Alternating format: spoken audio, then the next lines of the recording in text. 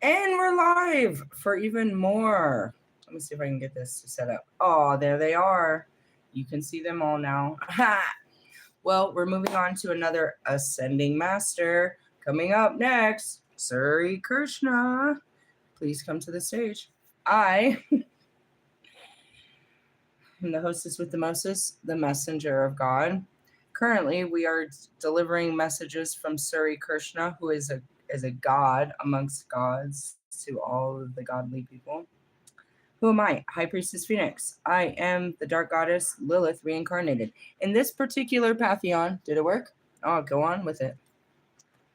This is how we know each other. Yes? Yeah.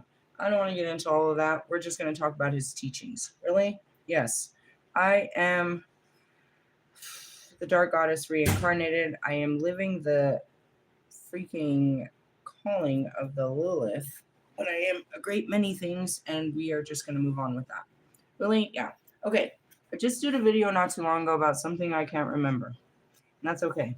And then I was having a conversation with my sister, with my daughter, that wasn't, wasn't too fully important to share here. But what I had pointed out is, damn, I don't want to put all this out on the internet. Um, what I teach was like, well, the basis of what I teach is shadow work, and that's what makes me special. And I was like, once you get past that, then you get into the paranormal shit, is what I teach, right? So this morning I started with paranormal shit. We're all over the place, but we need to go back to a certain space, which is what? Enlightenment. Enlightenment. I've been sharing a lot of light codes as a light worker from the Ascending Masters. And all of this has to do with a couple of things: self realization, right? The science of self realization. There is a science that has to do with reincarnation. And then we had talked about how I do interplanetary travel. Really? Well, the Suri Isapanasan, I think, because they were just mantras. We read mantra number 6. So these are like their rules. The killer of soul, whoever he may be, must enter into the planets known as the world of faithless, full of darkness and ignorance. Shall we talk about that? That seems more like some reincarnation shit. Can you handle this? All right, let's take a deep breath. What is it? Well, I mean, aside from delivering the messages of the gods, I'm really actually just integrating all of my past lives, if you really want to know. Seriously? Yeah. So, give me a second. Everybody take a deep breath. I'm going to teach you some stuff that's going to blow your mind. But these are typical teachings on the other side of the world. Really? Typically. And I bring them here to you. Okay. Let's start with self realization, shall we? The super consciousness. We didn't obviously get too far. Really? No. As I saw that, I'm seeing the Palladians too. Let's go ahead, because the Pallades are part of the star system, and I can get some clear transmissions from them right now. Really? Yeah. All of this mystical stuff I teach you, you can't access until you do the basics, which is shadow work, and we'll get to that. Really? Healthy boundaries. Yeah, stuff like that. Give me a second. Let me get to the front of this book and find out where I'm going to. All right, let's see. Opening or owning your spinal pathway. That's for your chakras. Grounding.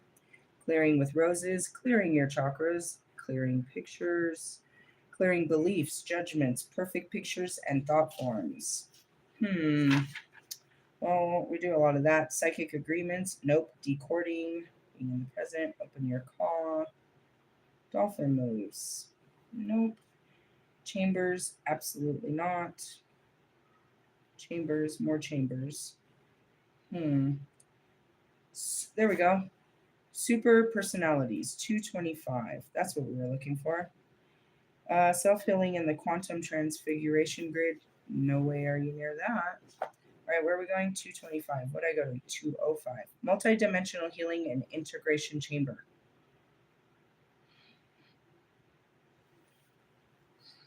If I read this to them, how about an emotional healing chamber? Really? Yeah. How do I get them in the chamber? It's all in your head.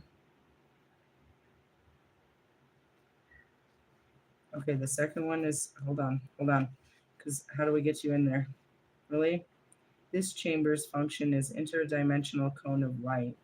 No, we don't want that.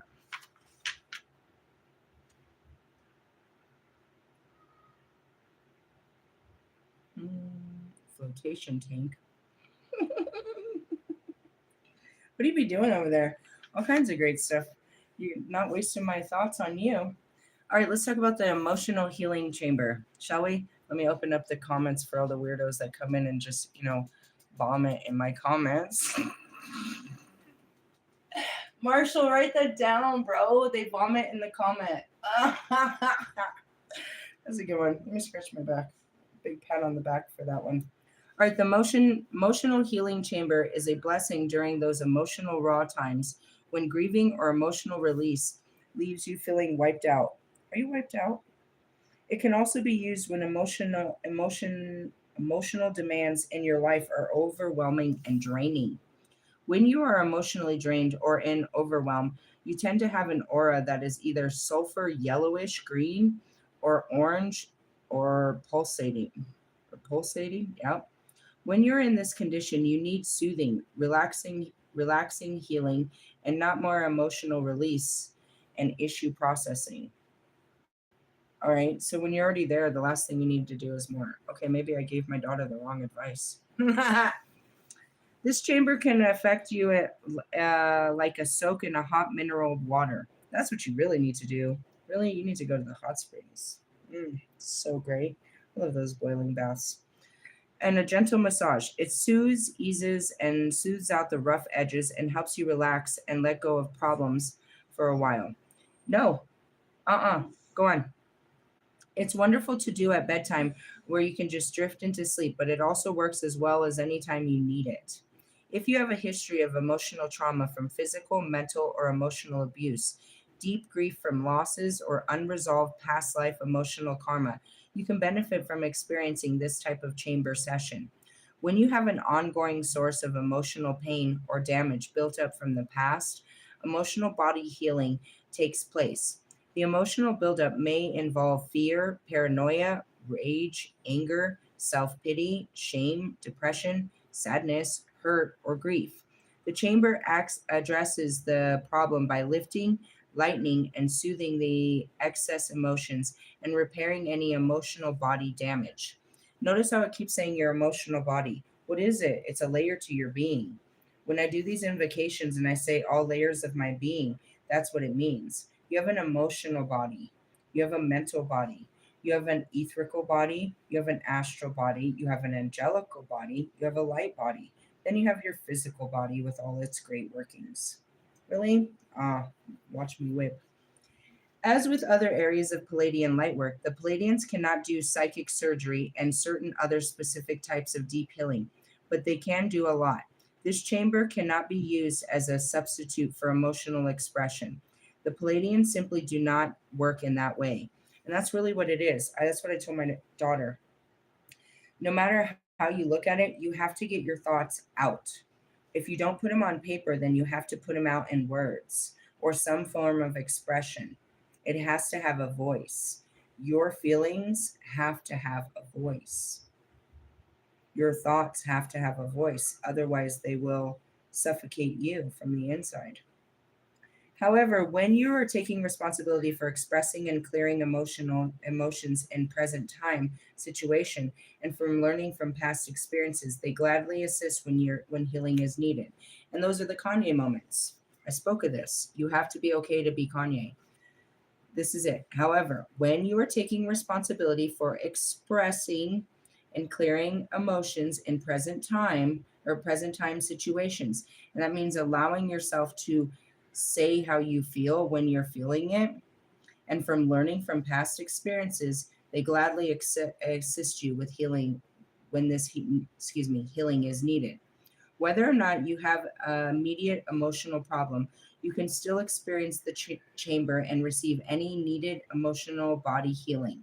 The emotional healing chamber sessions vary in length from 15 minutes to 40 minutes, and you always need to allow for the maximum time in case it's needed.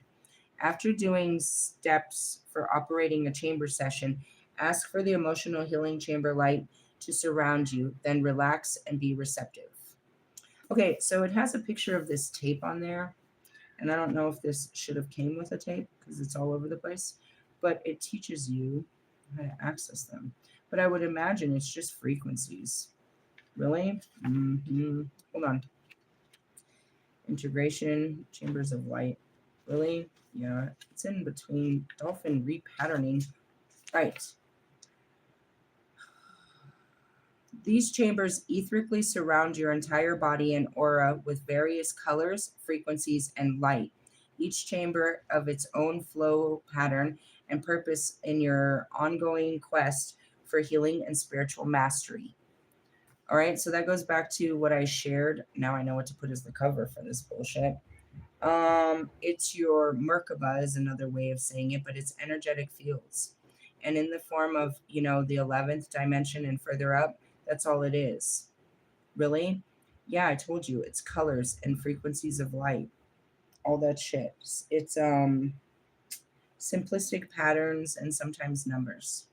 Really? In ancient Atlantis and Egypt, and that would be me, Isis, certain healing temples and pyramids contained small chamber like rooms in which individuals and sometimes couples could receive energy balancing, spiritual alignment, or healing, or integration sessions allowing in uh, initiate experience. Um, as I was getting that, I was getting the download, as I said, about our healing waters.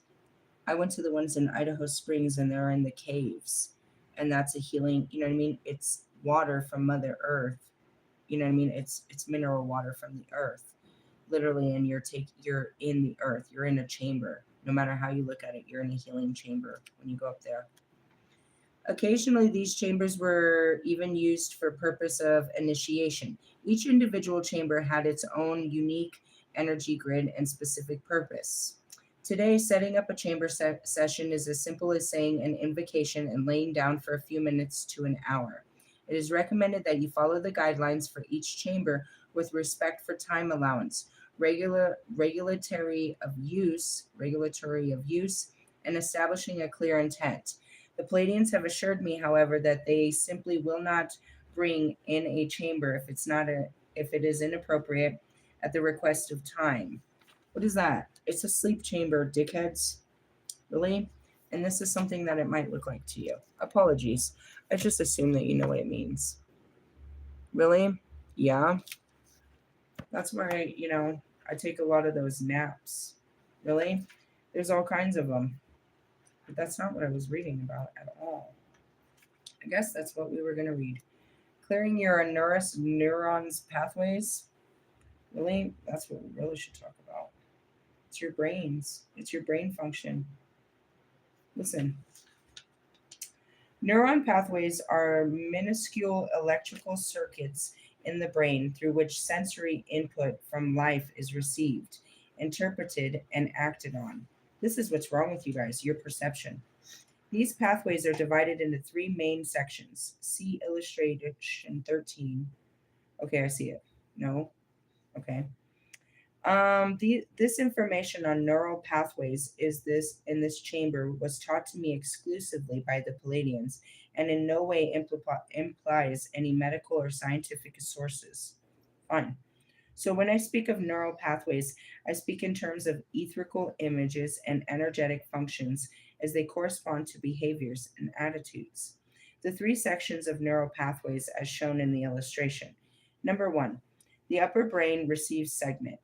Number two, the middle brain segment, which is interceptive function and determines the response to input received from the first section. And three, the lower brain segment, which stimulates the body, voice, and other aspects of the self to take action In order for the spirit to live in your body fully, your neural pathways must be clear, open, and available for spontaneity based on truth. In other words, when you do not respond to your most natural and honest way to any given situation, your spirit experiences a slowdown and a contradiction of energy. This creates a lower vibrational frequency in which your spirit cannot live. And that's why you guys are not, you're humans trying to have a spiritual experience, because you're diluting your human experience in that. Really? You see something, but you don't say nothing. You don't, this is what it means right there. In other words, when you do not respond in your most natural and honest way to any given situation, which means you filter yourself, your spirit experiences a slowdown. So the more authentic I allow myself to be, which is I don't hold back this thought, I don't hold back what I'm going to say. It's like, damn, bitch, you got no filter? No, none at all. I apologize that I came off so, abruptly, but that's comes with acceptance. You can persecute me, but that's what I am. Really? It you're you don't want to speak up because you're afraid of persecution. The more you start speaking up, and the more freer you become. It's that simplistic. The more you speak your mind, the more free you become. It's that simplistic. The more you tell people how you really feel, the more free you become. That's simplistic. Your spirit becomes free. The less you do of this, the more of you that's hidden. So, if we go back to my grand awakening, I had multiple personality disorders that filtered to where my spirit couldn't be free. I couldn't get in any word. I couldn't make a decision for myself. I couldn't do anything because my mind was trying to be pleasing or trying to have control or trying to say this is this and this is that. Really? It was a fucking fight to the end. Who won? I did, obviously. But that's what it is your true self, not hiding your true self out of persecution or whatever it really is. It's fear that if you say this, the persecution of what would happen if you said what you really thought and what you really felt. Well, there you go. Think of the implications of this. If your honesty and if you're honestly and sincerely are dedicated to living spiritually and are a seeker of divine truth, you can never be subtly dishonest and expect your spirit to remain embodied. Here's an example. Your boss comes up to you and he asks you, what do you think of his new proposal? You dislike the proposal and you think it's doomed to fail, but out of fear, subserviently, you contract and reply, "It's fine, Herb. I can't do that. I can't lie to your face. I can't lie." It's that simplistic. I'm not given that ability. No filter. If you ask me my opinion, I'm going to give it to you. It's not that it's too much validated, but I'm going to tell you what is my truth. What takes place neurologically is this. The boss's question is the input into the first segment of you are supposed to respond without calculating, hiding, or deception. And that's what you guys do. You constantly are thinking of what you should say, what's the right thing to say. Really? Mm-hmm. You don't want to hurt their feelings. I stopped doing that. Great example is Bobby. I knew if I said certain things, he would run. There were certain trigger things. You can't say this. So I'd dance around. I'd play small to keep the conversation going for far too long, which was just small talk. And because I knew if I got to the big shit, he wouldn't want to talk about the big shit. Realistically, yep. So I mean, in essence, it was playing small, filtering. If you were to respond without calculating, hiding, or deception, you would spontaneously say, "Quite frankly, Herb, I don't think it'll work. Something similar was tried by Ajax Company 2 years ago, and it was a disaster." Really? The entire process of receiving input, interpreting it, determining what to do, and acting on it would take place in a split second and roughly at the speed of light from the beginning to the end of your neural pathway. And that's where I even surprised myself. Did you know you were going to say that? Nope. I had no idea that was going to come out. That was intense. Really? And that comes with the emotional outburst too. Did you know you were going to get, well, that was interesting. Really? It's just me. Calm down. Realistically, people are not used to that. They're not used to free thinking. They're not used to free expression. You're limited to what you can say in a public space, how you can dress, what you can eat, what all of that. It's so fucking conformative. By God's means, he would bring back the Lilith to show you guys, you copycatters. He's tired of it. He created you with individuality, and yet you're walking around all looking the same. Wonder why I call you bit. Never mind. Moving on. When instead you do not respond honestly, what happens is this: you receive the input, immediately contract before the second part of the loop can be activated, calculating a response you think your boss would like, then send that message through the rest of the loop for it to be acted. Even though the process is still fairly quick from beginning to end, there's no stop gag called the neuroplate between the first and second segment. This neural plate is where the calculated deceptive response is encoded. And that's it. You're just subconscious liars. You're just unconscious liars. Really? I told you. It would kill you to say the truth. The whole truth and nothing but the truth? Yeah, it would kill you.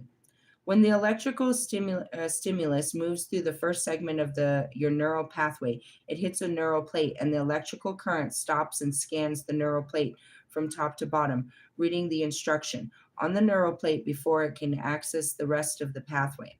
The neural plate reads something like, "Never disagree with your parents, teachers, or employers, or you may be punished."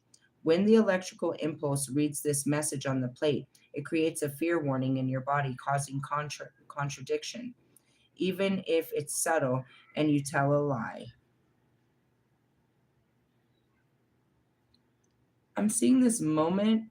I don't know who did it, but somebody, or maybe they didn't do it in this life, or I'm just seeing this vague vision. I think it's a memory.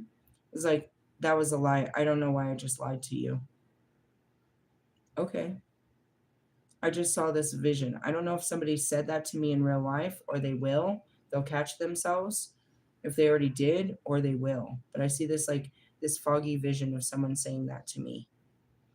You just don't tell the truth. It's not because of me. It's because you're programmed not to. You're programmed not to hurt people's feelings. You're programmed not to say things.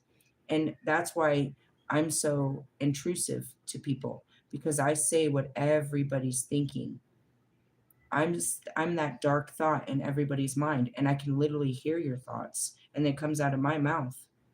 Really? You're projecting them. I can hear them. I'm going to respond. Same with feelings. Really? I'm very open in my thoughts and my feelings. Okay, so here's the example. Last Kanye moment. Good Kanye moment. I'm sitting there next to B. Let me tell you the whole story now. That B's not, fuck it. Let me tell you the whole story. The whole story. Here we go again with B talking shit.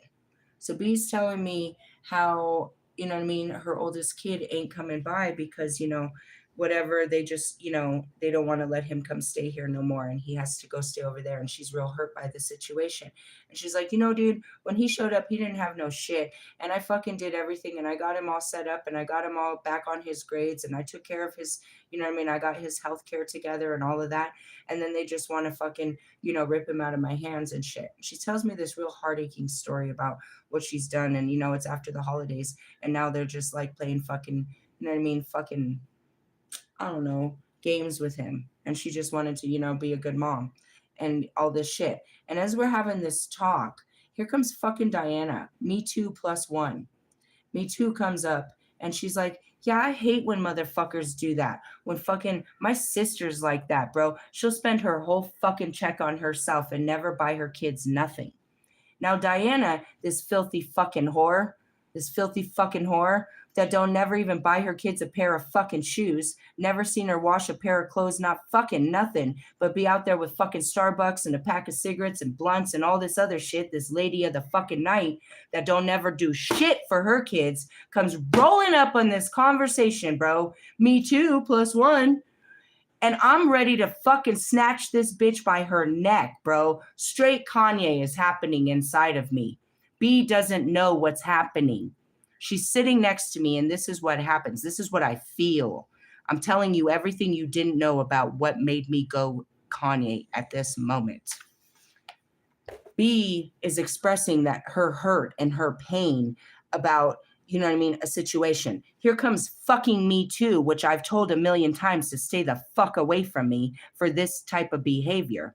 She says, yeah, she has to up her one. She has to say, yeah, me too, +1, right? She has to make it worse. Yeah, I hate when people do that. And let me tell you about how bad my sister is. But really, it's her. And I'm right there about to fucking rip her up verbally. Bitch, this is you, bitch. You never do shit for your fucking kids. If you don't take your stink ass down the fucking road I told you a billion times to get out of my face, bitch. Get your fucking kids out of here. Put some shoes on them. Buy them some clothes. Put a fucking jacket on them before you ever talk about somebody not taking care of their fucking kids. While you got them locked up in that filth-ass room that I could smell the vomit outside. And they're screaming bloody murder while you're screaming bloody murder at them. Don't you dare roll up in this conversation. But Jesus says, don't do that. And I'm sitting there. This is what's happening inside of me. And B has no idea. She says this story. And as soon as she says, I hate when fucking girls do that. My sister does that. She spends her whole check on herself and don't do shit for her kids. And I look at B and I start slapping the ground. Ooh, I'm going to say something mean. I'm going to say something mean. Please, God, please help me, God. Please, God, please. And I'm looking at the sun and I'm looking at this girl and I'm looking at B and I'm slapping the ground. Please, God, please help me. Help me. In the name of Jesus, I'm going to say something mean. And Diana gets the idea and Diana says, okay, I'm going to go. And I look over at B and B said, girl, I know she didn't get under your skin like that. I said, nah, bro, but I was about to lose it. I was about to say something mean. Really? And I was like, no, I'm good, bro. Really? I was going to tear that bitch up with my words. And what was I going to say? Exactly what I said right here. But I was going to say it to her face. And I was going to say it in front of staff because all of the staff was standing there. And I got my ass kicked out for verbally assaulting that bitch right there. And I promise you I was going to do it. But I didn't. And instead, I look like a fucking child, slapping my hands, saying, help me, God. I'm going to say something mean. I'm going to say something mean. I'm going to say something mean is what I did. I could not fully hold this in. And I had to let it out, but in a safe manner to express that you have done something and I feel very tempted to attack you right now. And it would be in your best interest to go away because I'm going to say something mean. And that's all I can do. And luckily she walked away and I didn't say nothing mean. That was the best I could do at that moment. And we did it. That was for real. I done told this girl a million times to stay away from me because that's what she does. She is a fucking instigator. You could tell her anything and she's going to put some fucking Me Too on it. Yeah, that happened to me too. And then she tries to add these extra details that hers is worse. She tries to play victim to whatever the fuck you're talking about, bro. Her plus some more. And I told her to stay the fuck away from me with that shit. And she rolled up on me and my friend with that shit. And I almost tore her apart. The best I could do was act like Kanye. And that's the best I could do. Because it was true. I was very angry. I was very bothered. I was very upset. I couldn't just pretend like what she said didn't bother the shit out of me. But I had to find some way to make it apparent, but not hurtful. And that's what I was struggling with. I cannot, guys. I cannot. You're going to see some kind of scene. I'm going to cause some kind of scene. Why? Because emotions are explosive and they come with a tone, a frequency. When people are in a bad mood, you can feel that off of them. They're giving off a frequency. When people are happy, you can feel it. They're giving off a frequency. Feelings, you know what I mean? And that's if you're in tune with people. If you even give them the time of day, you can catch on. You can stare at people. I do as a people watcher, and you can see where they're at in their frequencies, in their feelings. Feelings are an expression of it's an expressional reaction to impression. It's a physical impression that you feel. Really, you see something and then you feel something, right? And then if you took away your eyes, you could still feel things. So you're always trying to describe your feelings because there's so many different feelings, not just the cold weather, but there's feelings, and you start to feel the room. You start to feel more than just your bad feelings. You can feel other feelings.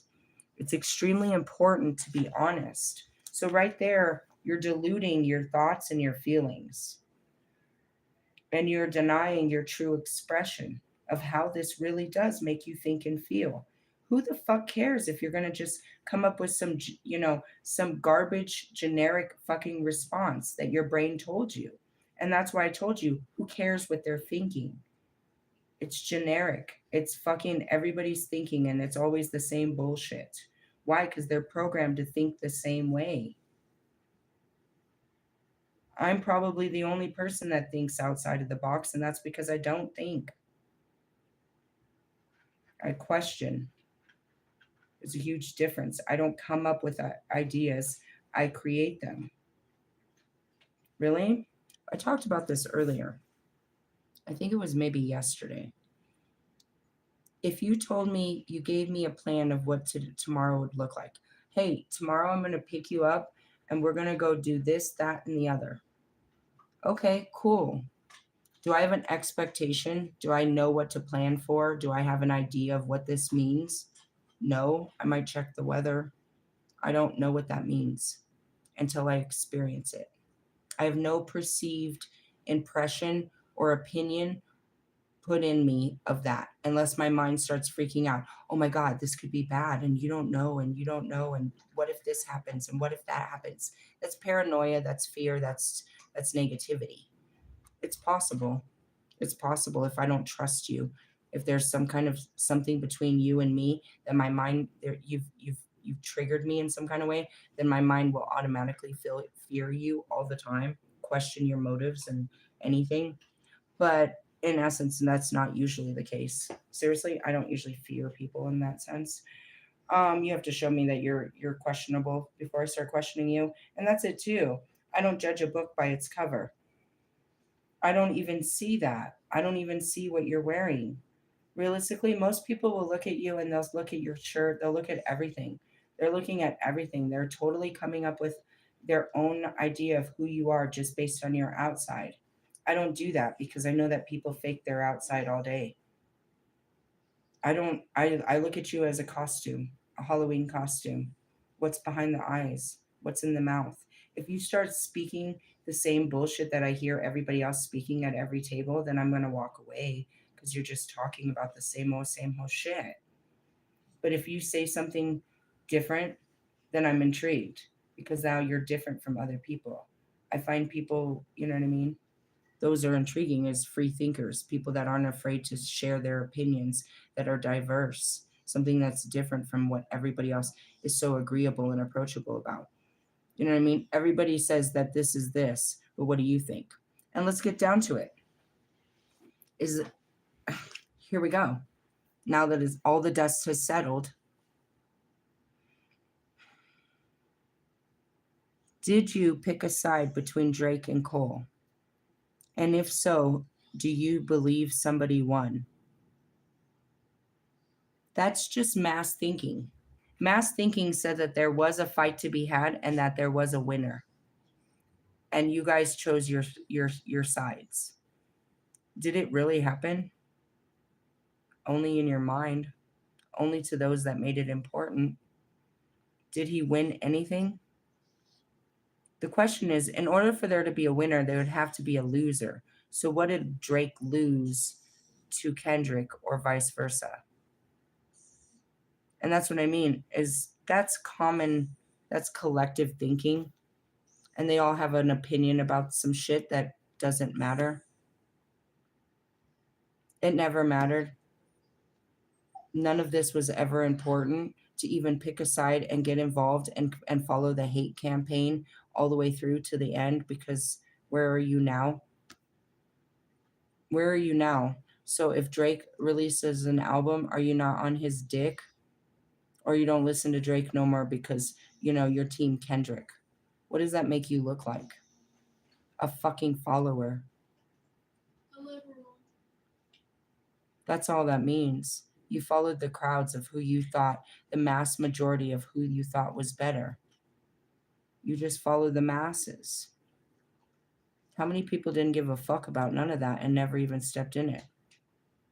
Okay, those are the people I'd like to talk to that have better things to do with their time than follow, you know what I mean, mass media. Really? Yeah, if you don't get out of my face, no. All right, moving on. Your neuron pathways. Where were we? Of course, you may justify your response because everyone says the same thing, or because your boss is moody and man doesn't a man who doesn't accept constructive criticism well. But essentially, as far as your spirit is concerned, you are lying and kicking your spontaneous, free, honest, impeccable spirit out of your body and giving way to ego identity. And that's where you can see the ego. They're trying to be sophisticated. They're trying to say all the right things. They're calculated responses. You can literally see their mind putting together the next word while you're still talking. They're pre recorded responses. It's funny, the only person I ever heard say that was Bobby in the very beginning. He said that that's how they treat him. It's like they're just pre recorded responses to whatever he's about to say. Interesting. When your neural pathways is blocked by your neural plane, it is called an erroneous neural pathway because it no longer has the ability to function in a natural and spontaneous way. And that's where you don't have spontaneity to you, no impulse. Really? Which is life if you think about it. Really? Seriously. The more of an erroneous neural pathway you have, the less your spirit is able to fully embody. The spiritual teaching of these neural pathways is that all humans are responsible for completing impeccable, spontaneous honesty at all times in order to truly progress spiritually to the point of enlightenment and ascension. Luckily, contrary to most psychological dictates, or what psychological dictates, what is that? Psychological dictates. Erroneous neural pathways can be cleared. Neural plates can be removed, and open pathways for spontaneous right action can be recreated. Really, I'm trying to think. There was a time where I was very people pleasing and I kept everything into myself. But that, I think, was what created the illness. In order to identify your erroneous neural pathways and neural plates that need to be cleared, you need to use clairvoyance, intuition, clairaudience, and creative visualization. Creative visualization is a guided process that follows, consisted of going into deep meditative state, then imagining a movie screen at the edge of your aura. All right, I'm going to stop there. Why? Because that's shit that I do where I can see my astral bodies, my etherical body. I can get into my light body and leave outside of it. What is it? Your soul, bro. You free your soul, and that's where I start with all of this by answering its heart's callings. Simple shit like your soul is crying at work that it doesn't want to be there. It's telling you it doesn't want to be in this house. It's telling you it doesn't like this person. It's telling you it's unhappy and you're not listening to it.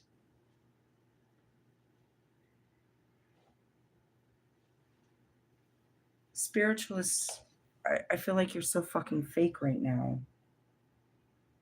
Because in order to be spiritual, you have to be in tune with your own spirit, which is your own fucking feelings. And all day you're denying them in the delusion of what you think is logical, which is in essence you're brainwashing yourself not to feel. You tell yourself it's not that bad, and you know, you give yourselves reasons to keep doing what literally is killing your soul. It's the shadow. It's the parts of you that you're denying most, which in essence comes in as the devil. It's a part of you that in essence is going to destroy your life because you won't let it live, and it's going to eat you alive. Really? Mhm. It's not dark. It just seems dark because of where it was created from, which is you hiding it.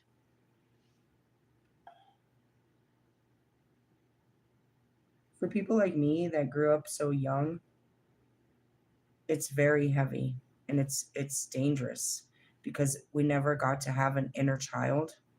And so that inner child grows deeper and darker, where it wants to be free, it wants expression, it wants acceptance, it wants love, it wants the things that it's been denied because you had to grow up and be responsible and deny yourself. You had to be so self-sacrificing to yourself.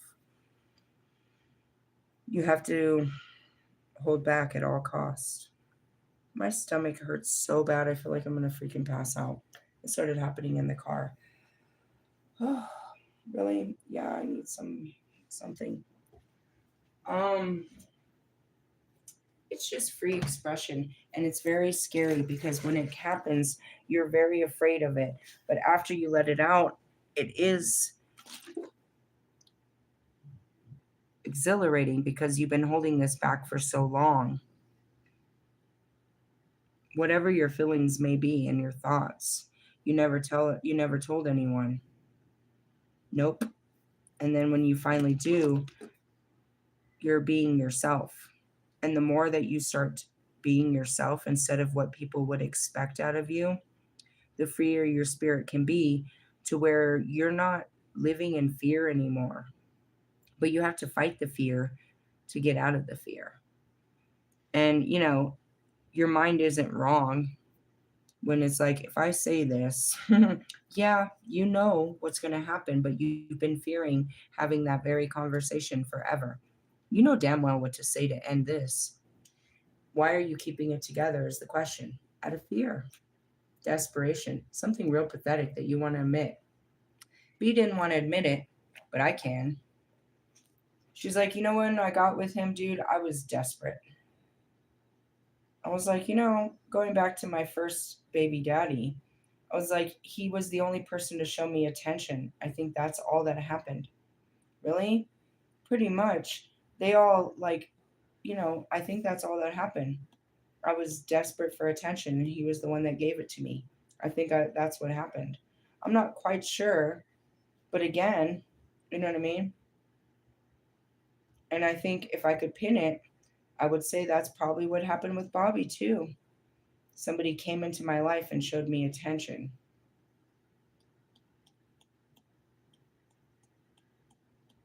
That's going deep, and that's being honest about, if you say this, somebody's feelings are going to be hurt, but it's actually identifying your real truth. What made you do what you did? Why are you doing this? Really? I'm hoping to get laid. That's your real truth, and that's your true intentions, and you got to go deep. You got to dig deep to be honest about your true intentions and your true thoughts and your true feelings. And that's what people are trying to avoid. Realistically,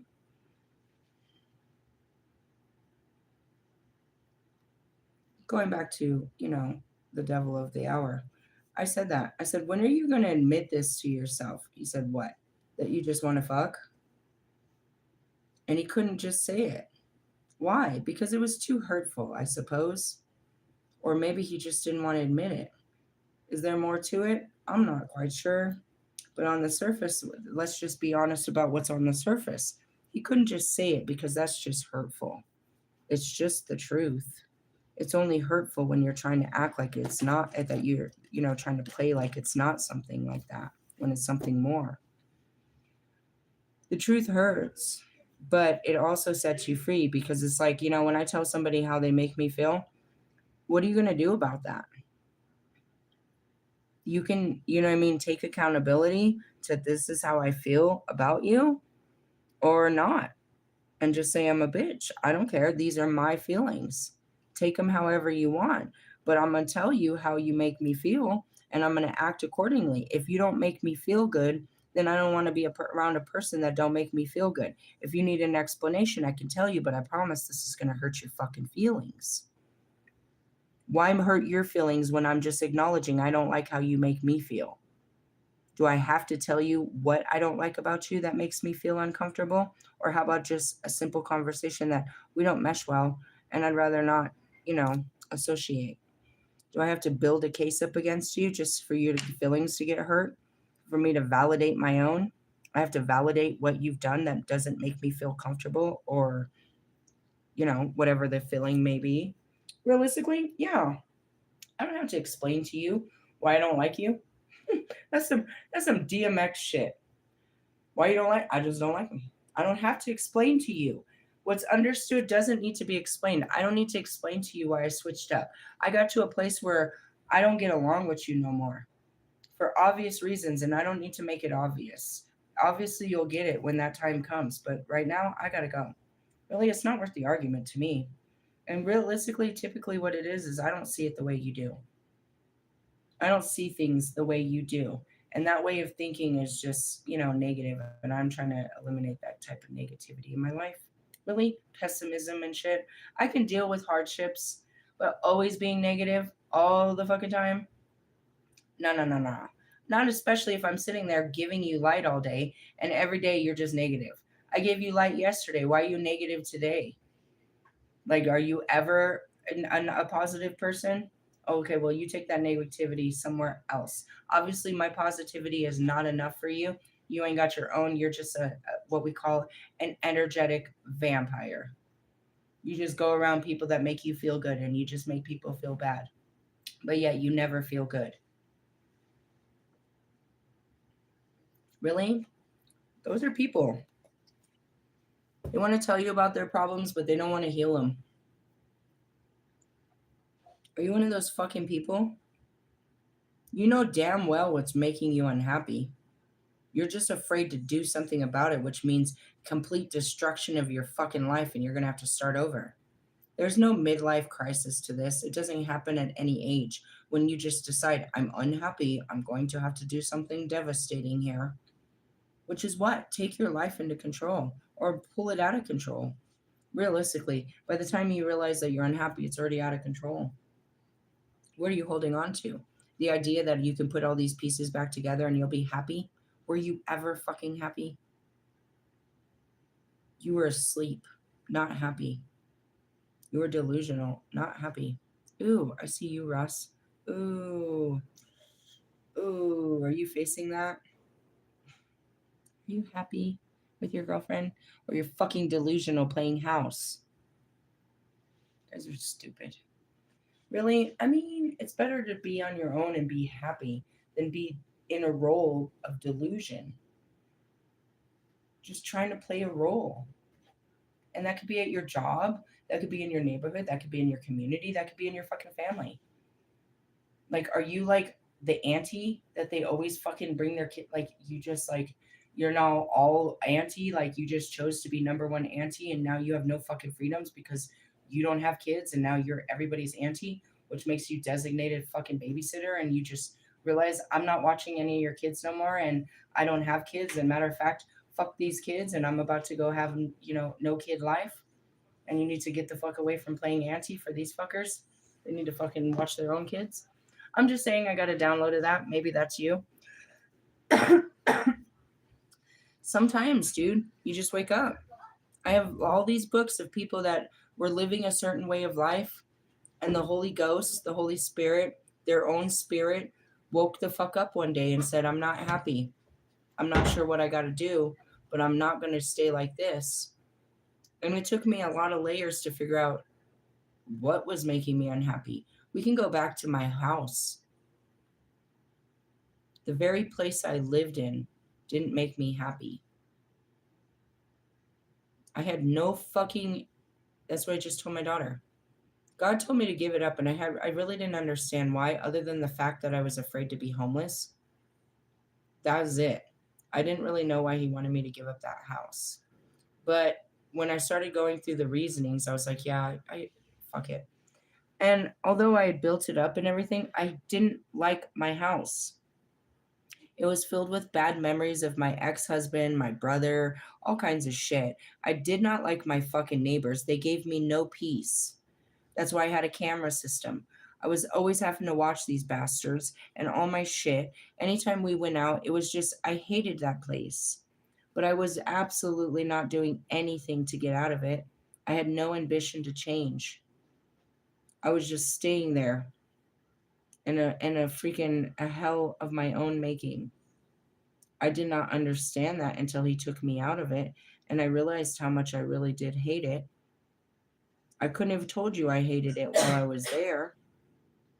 I didn't realize how much freer I felt until I was out of it. And then my kids, I think that's what I told my daughter. My kids were, you know what I mean, going to go to shit ass schools up there. They would have had no fucking future. And then, all these different things. Like, I didn't fully understand, but I have absolutely no regrets to my self discovery.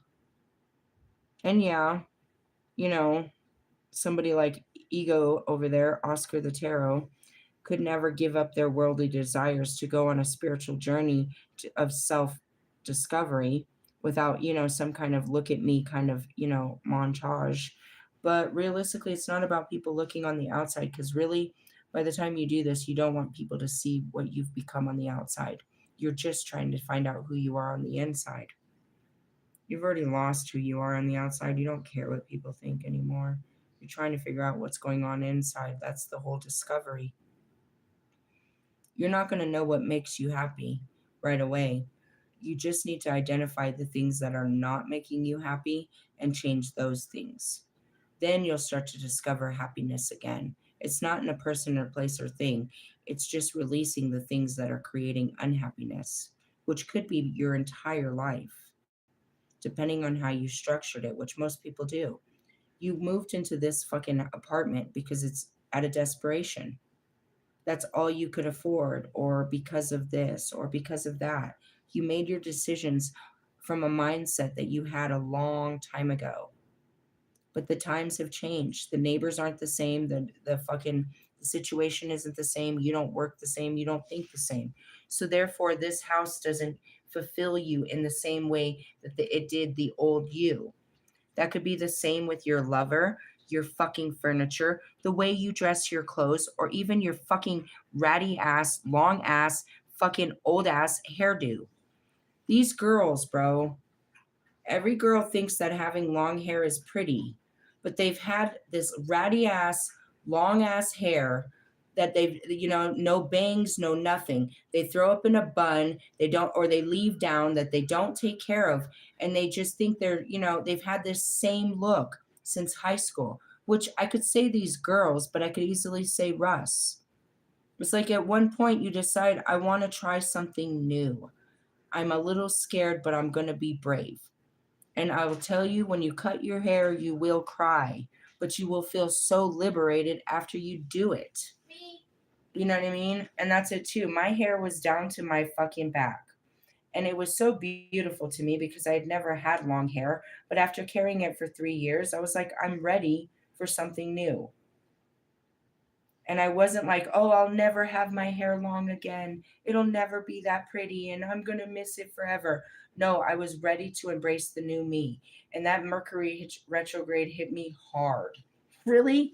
And I did it. And I didn't look back. And now it's down to my fucking shoulders again. I cut that shit in a fucking bob. I was like, cut it all off. I wanted to do something different. I changed my clothes. I wanted to change. I didn't want to be what I was. And I went through a lot of changes to discover what I am. And I still incorporate the old me plus the new me, and it's just confusing to everyone. But that's what it is not being stagnant, being free enough and brave enough to express yourself. Really? Yeah.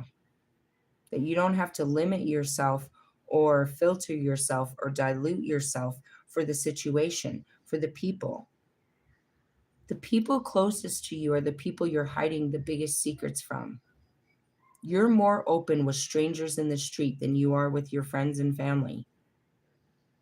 That alone tells you that you're being persecuted at home, where you can't tell them how you really feel and what you really think.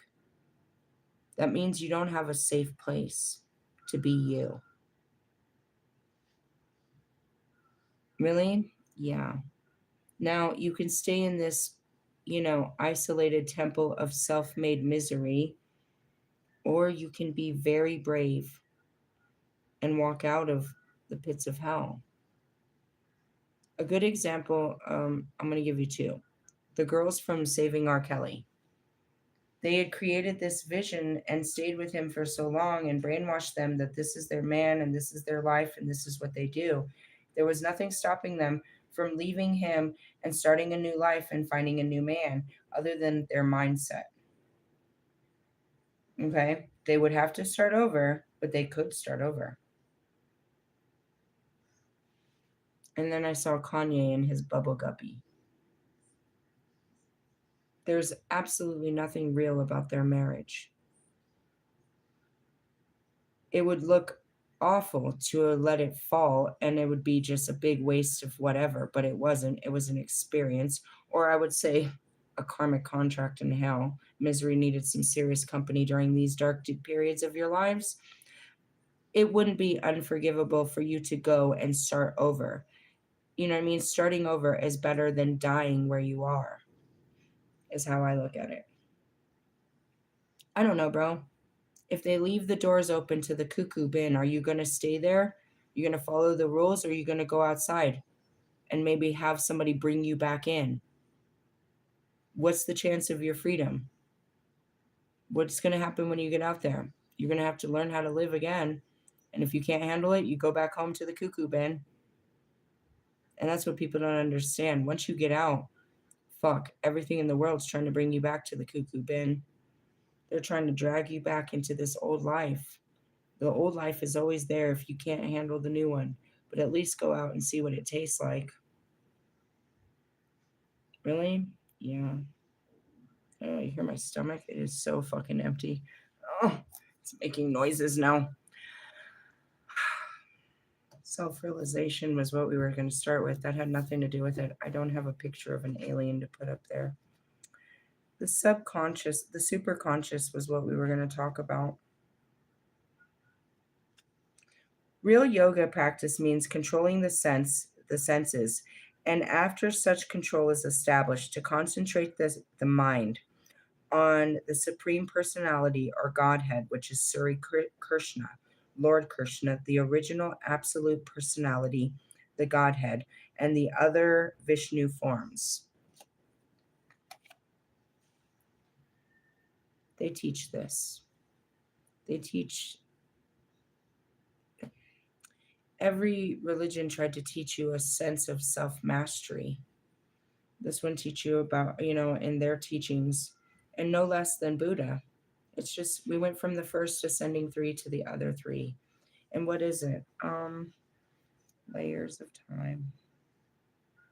I can't. I'm cooked. I want to teach you everything, but I can't teach you. I can't get the basics to you. It's like I just want to keep going further and further, but I keep getting pulled back to the basics, which is no more than your thoughts and feelings about everything. I told my daughter that, that she has to get them out.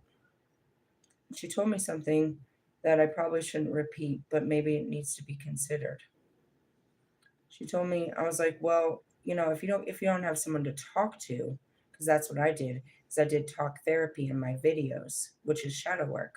It's like if you don't have someone to talk to, then you have to at least write them down. It's called a book of shadows. She said, I'm too paranoid to do something like that. I'd be too afraid that somebody would get a hold of it. I think that's something that needs to be addressed right away. The Book of Shadows and all of the witches' books were always kept in great secrecy because of that, and they were always feared because of the context of what was being written in these books. Even Marshall can attest to he has his books that he protects, which is nothing more than his thoughts and feelings spilled out in song form. And not even in song form at that point, I don't believe. You have to feel safe somewhere, and that's what I told her. There has to be somewhere safe that you can pour out your thoughts and your feelings without fear of somebody persecuting them. Her fear is that somebody would find that book. You're still afraid of your own thoughts and feelings. Until you put them out there, you're always going to be afraid of them. You're afraid of what people would say if they knew what you were thinking. So you don't want to put it out there. You have a lot of work to do. And that's what I told her. I was like, this is what I specialize in, but this is a conflict of interest. I can't help you. As the cause of your childhood pain and suffering, I cannot heal it. You cannot heal with the same thing that hurt you in the same environment that hurt you. That's not how this works. So I can't. Even though I'm the only one that teaches this, I can't teach her how to heal from me without both of us getting hurt in the process. There has to be a mediator in some sense. But it comes down to that.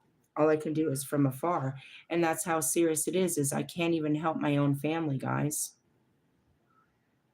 Because it comes down to you as the person, whether it's my own daughter or my own father or anybody, even my own lover. I can't get in there with you. Only when you feel safe enough to pour it out and you're ready for what we call is constructive criticism, which is letting somebody in with your thoughts and your feelings. Until you let someone in, you're all alone in there. And you have to acknowledge that it's killing you. Now, people find people like therapists that take a while to build a relationship with, and then you could walk in and talk about anything. But even then, they can see that you're filtering, you're holding back, and they can't force you to feel comfortable with them. They're just trying to get you to a place where you could talk about your thoughts and your feelings. And you're paying them. You can do this at home. It's a self healing journey. You can do it in front of a camera like I do. And then you can go watch yourself talk to yourself. And you can really start this from outside of yourself like I do. Or you can just put it on a book. Write down your thoughts and feelings at the end of the night. And then in the morning, review them. And throughout the day, you pour out. When something bothers you, if you don't tell the person, at least tell the book. Until one day you're able to tell the person how you think, to tell people how you feel. Why?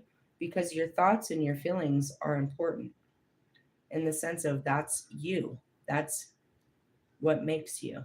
It's your only way of expressing who you are. If you couldn't speak, if you had no expression, then what are you? Your thoughts are no more than impressions of what the world you're seeing. Really? Mm-hmm. Information you're taking in, even if you didn't have eyes. Those are impressions. So even if your eyes were closed, you're still having thoughts and stuff. And that's why, the most intimate conversations, the most closest connections are based on deep intellectual conversations, deep emotional bonds where people open up. They tell them their innermost thoughts and their innermost feelings. It calls for the strongest connections. You guys have some very surface level connections because you're not really sharing your opinions. You're not sharing that deep stuff. Why? Because you don't want to sound stupid, or you don't want to hurt anyone's feelings, or you don't want to come off the wrong way, or you're self-sacrificing is what it is. You're doing it for all what you think are the right reasons, but that's not right. You're denying your expression, and the happiness of someone else's. You think by not telling them what the truth, you're doing them a kindness. But that's not true. You know what I mean? And that's it. Like, you can ask a dude that's got his mind wrapped around a fucking pole, what's going on? Are you all right? Yeah, I'm fine. When you can clearly see he's not. You want to talk about it? No. You okay? And you're trying to push him to open up because you can see he's filled with, you know what I mean, stuff, but you can't force him to talk. And you can't force him to, you know what I mean? And that's what it is. You can't force him to express himself. That could easily be a man, a woman, or a child. Your teenagers are, you know what I mean? My son is really like that. He keeps a lot of it in. Really? Like this morning, I don't know what it was. I didn't come up here. I didn't check on him all morning, but I noticed he had something on him. I was like, "You cool?" "Yeah, I'm fine." "Okay."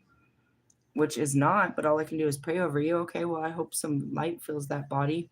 I don't know. I think he slept in and actually didn't get ready till the last minute. He just didn't look like him full of himself. But that's where it is you can't get people to open up unless they feel comfortable to open up. And that can be with time. But even then, that's something I said about Marshall. These bricks of protection that you put up. You're not going to let people know how you really think and feel. And by doing that, you're denying your soul. You're being soulless. You're just being matrix, is what I call that. Really? Mm-hmm. I see, you can see a lot of it. Here's a good example. You can watch pretty much any one of Russ's interviews, and you can see him as the guy is talking. They'll switch the camera over, and you can see him already formulating the next response. There's not a moment of processing where let me think about that and let me, you know what I mean? No, he already is set on a perceived answer of what he thinks you want to hear. What is the right answer? Really? Mm-hmm. Don't ask me. Anything will come out of my mouth. Really? That wore me out. I feel like super fucking like I'm going to fall asleep. Self expression is what we're going to call this rather than neural pathways. Neural, what is it? I don't remember. Moving on. And that's really it is. It's your authenticity. Um, there's good reasons why you are restricted from being open. You learned at young ages not to speak your mind because of, people's humiliation or whatever they put upon you. But you need to break those contexts and try it again. Really? Yeah. That's what makes the world unique. Is there's only a few of us that are unique. Everyone else is just copycatted versions of perfection. It's the imperfections and the diversity in our points of view that makes it exciting. It's not that you see everything the way that I see it. It's the fact that you even have your own way of seeing things that makes things cool. You know what I mean? But if you just see things the way that everyone else sees things, that's not very unique. You know what I mean? You get the same perception. You know what I mean? You see things and you get the same outcome as everybody else. Really? Mm-hmm. I already said that. A deep thinker, someone very emotionally open is somebody that I would be interested in. And that's why I was manifesting a Aquarius. Really? Yeah, totally. I don't know. We'll see. I'm done for tonight. We'll see what tomorrow brings. Tomorrow's Mars energy will be taking action. I've got shit to do. The energy was heavy. We said we'll have a buzz of energy until Wednesday. So buzz on, Buzz Lightyear. Really? Later, Saters.